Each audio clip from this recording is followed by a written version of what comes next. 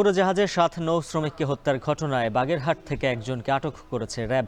এদিকে নৃশংস ঘটনার বিচার দাবিতে নৌ নিরাপত্তায় সদরঘাট লঞ্চ টার্মিনাল প্রতিবাদ সমাবেশ ও মানববন্ধন করছে নৌযান শ্রমিক দল। বিস্তারিত জানবো সহকর্মী রাব্বি হোসেনের কাছ থেকে। রাব্বি, জানাবেন মানববন্ধন থেকে তারা আর কি দাবি দাওয়া তুলে ধরছেন, পাশাপাশি আটককৃতের ব্যাপারে কোনো তথ্য রয়েছে কিনা?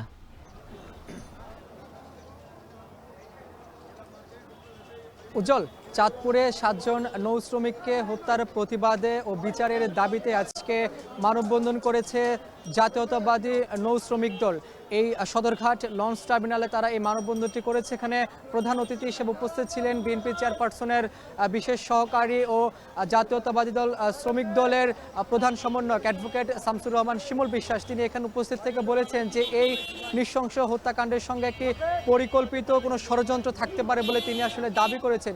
পাশাপাশি তিনি বলেছেন যে এই ঘটনা যাতে সুষ্ঠু একটি বিচারের আওতায় আনা হয় সেটি দায়িত্ব নিতে হবে অন্তর্বর্তী সরকারকে। পাশাপাশি এই ঘটনার মাধ্যমে নৌ পরিবহন সেক্টরকে একটি আতঙ্কের সেক্টর হিসেবে তুলে ধরার চেষ্টা চালাচ্ছে একটি মহল, সেই বিষয়টি আসলে তিনি দাবি করেছেন। পাশাপাশি এখানে যারা শ্রমিকরা রয়েছেন, নৌ শ্রমিক যারা রয়েছেন, তারা আসলে দাবি করছেন এই ঘটনার মাধ্যমে তাদের মনে আতঙ্ক তৈরি হয়েছে, যার কারণে তারা বিচারের দাবি করছেন। পাশাপাশি নৌ পরিবহনে যারা কাজ করেন, শ্রমিক থেকে শুরু করে যারা লঞ্চ মালিক শ্রমিক যারা রয়েছেন, সকলেই দাবি করছেন যে তাদের নিরাপত্তা নিশ্চিত করতে হবে এই সরকারকে। নিশ্চিতের পাশাপাশি তাদের যেই সুযোগ সুবিধাগুলো রয়েছে, কোস্ট গার্ড রয়েছে, নৌ পুলিশ রয়েছে, তাদের যেই কার্যক্রম সেটি বাড়ানোর দাবি করেছেন। এবং এই ঘটনায় আমরা দেখেছি যে একজনকে জড়িত থাকার সন্দেহে একজনকে আসলে গ্রেপ্তার করা হয়েছে। তার সেই গ্রেপ্তারের বিষয়টি তারা র্যাবের পক্ষ থেকে আসলে ব্রিফিং করে জানানো হবে যে তার জড়িত থাকার বিষয়টি আসলে কতটুকু রয়েছে বা এই ঘটনাটি আসলে কিভাবে ঘটেছে। তবে 7 জনকে যেহেতু